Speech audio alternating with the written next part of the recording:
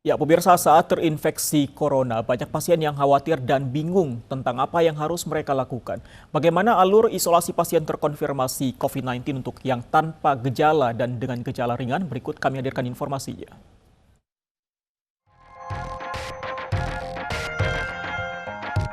Lonjakan kasus positif COVID-19 kembali terjadi di Indonesia terhitung sejak awal terjadi pandemi. Bahkan rekor angka capai 21.342 orang positif per harinya. Tentu saja lonjakan kasus harian COVID-19 menyebabkan sejumlah rumah sakit kewalahan.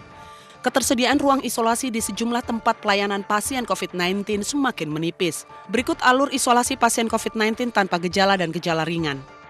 Pasien mengetahui positif COVID-19 berdasarkan hasil rapid antigen atau PCR.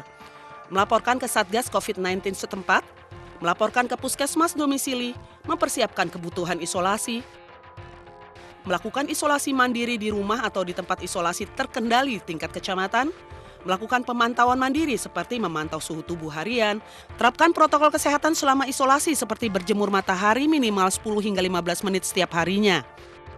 Minum obat paket 1 seperti vitamin C, dianjurkan multivitamin yang mengandung vitamin C, B, E, dan zinc, vitamin D sebanyak 400 IU atau 1000 IU per hari, lalu obat suportif baik tradisional maupun obat modern asli Indonesia. Pasien positif bergejala ringan seperti demam, batuk, pilek, sakit kepala, nyeri otot tanpa sesak. Melapor ke Satgas COVID-19 setempat, melapor ke puskesmas domisili, melakukan pemantauan prosedur isolasi mandiri, dukungan sosial dan kebutuhan dasar, melakukan isolasi mandiri di rumah di tempat isolasi terkendali tingkat kecamatan, melakukan pemantauan mandiri, terapkan protokol kesehatan, tetap di kamar dan dapat dihubungi melalui media komunikasi oleh petugas kesehatan. Minum obat paket 2 yakni paket obat 1 ditambah obat azitromisin selama 5 hari, favipiravir loading dose, oseltamivir atau Tamiflu, lalu pengobatan simptomatis seperti parasetamol apabila demam, obat batuk, obat pilek, obat diare. Masa isolasi mandiri dilaksanakan selama 10 hingga 14 hari terhitung sejak terkonfirmasi COVID-19. Pasien juga tidak perlu melakukan pemeriksaan PCR ulang dan mendapat surat keterangan selesai isolasi dari petugas pemantau kondisi harian. Tim Liputan iNews melaporkan. Ya, pemirsa, terkait alur isolasi dan perawatan pasien COVID-19, kita bahas lebih dalam apa sebenarnya yang harus dilakukan bersama kami Dr. Siti Nadia Tarmizi. Beliau adalah juru bicara vaksin Kementerian Kesehatan Republik Indonesia. Selamat siang, Bu Nadia, apa kabar? Bu Nadia? Selamat siang, Mas Fandi. Baik. Apa kabar?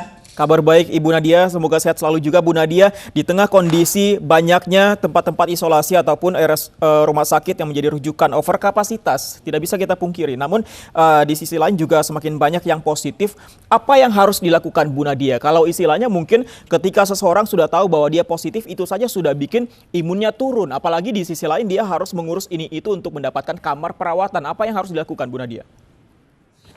Ya, yang pertama adalah tentunya kita mendorong ya masyarakat untuk segera mendeteksi ya kalau kemudian dia ada yang berbeda gejala atau kondisi kesehatannya, segera lakukan pemeriksaan. Karena kita dengan mendeteksi dini maka gejala yang berat itu akan terhindarkan. Jadi karena kita tahu kan 60% kasus COVID-19 itu adalah tanpa gejala atau gejalanya ringan. Jadi kalau kita positif COVID-19, yang pertama kita lakukan adalah lapor kepada Satgas setempat ya, apakah itu Pak RT atau Pak RW ya, atau kalau pada tingkatan yang agak lebih besar itu adalah kelurahan, Pak Lurah ataupun kepala desa. Nah, nanti Satgas ini akan berkoordinasi lebih lanjut kepada puskesmas untuk melakukan pelacakan kasus atau kontak eratnya. Nah, untuk kita, kalau kita tidak memiliki gejala atau gejala kita itu ringan, yang disebut sebagai ringan itu hanya ya demam, tapi bukan demam di atas 40 atau 38 derajat Celcius, ada batuk, sakit kepala ya, dan frekuensi nafasnya itu masih normal, tidak sesak. Dan kalau masyarakat yang suka mengukur oximetri itu dengan saturasinya lebih dari 95% ya.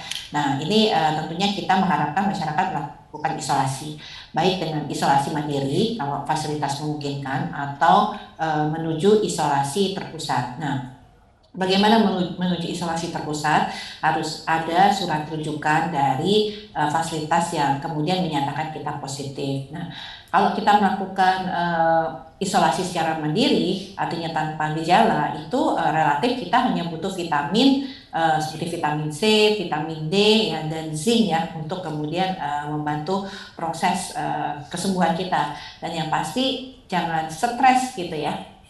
Mhm. Oke, ini mungkin sederhana, tapi banyak yang belum tahu juga, Bu Nadia. Untuk yang isolasi mandiri tadi, ada mengatakan bahwa ada vitamin ataupun obat-obatan yang harus dikonsumsi. Mendapatkan obat-obatan tersebut dari manakah? Apakah disediakan oleh Satgas atau bagaimana, Bu? Iya, tentunya kalau kita melakukan pemeriksaan di puskesmas, maka puskesmas akan memberikan obat tersebut. Atau kalau memang kita memeriksakan ke rumah sakit, tentunya akan diberikan obat-obat tersebut ya untuk melakukan isolasi mandiri. Jadi kalau kemudian kita memeriksakan di laboratorium positif, itu segera datang ke puskesmas ya. Kemudian yang paling baik sebenarnya dikoordinasikan satgas tempat karena kita perlu untuk melakukan isolasi segera ya. Dan kemudian nanti satgas tersebut berkoordinasi dengan puskesmas untuk kemudian mendata dan menginformasikan hal tersebut ya. Jadi artinya kita sudah tahu bahwa dengan dukungan satgas baik dengan melalui Babinsa, Babin Kamtipmas dilakukan koordinasi untuk kemudian mengambil ataupun mengantarkan obat-obat vitamin tadi kepada orang-orang yang melakukan isolasi secara mandiri. Baik, Bu Nadia, mungkin Bu Nadia bisa tolong sederhanakan kondisi yang mana pasien yang harus menjalani isolasi di rumah sakit rujukan ataupun mungkin di Wisma Atlet, dan pasien seperti apa kondisinya yang hanya bisa melakukan isolasi secara mandiri, Bu Nadia? Pasien yang tentunya dengan gejala ringan atau tidak bergejala itu bisa melakukan isolasi.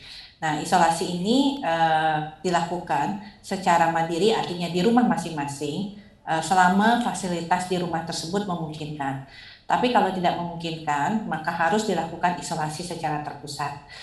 Untuk melakukan isolasi secara terpusat, kontak Satgas Pak RT, RW, atau lurah atau desa setempat.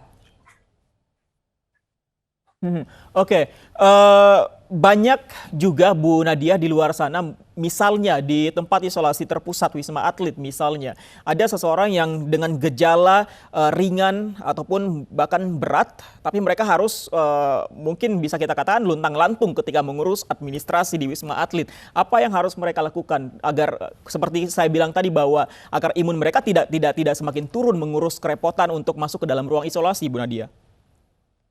Ya, tentunya di masa kondisi seperti ini, laju penularan yang sangat tinggi, kasus konfirmasi yang sangat tinggi, tentunya kita memang harus lebih sabar ya, karena kita melihat tingkat keterisian yang sangat tinggi, kemudian juga penanganan nakes yang tentunya harus diprioritaskan pada kasus-kasus yang lebih berat ya.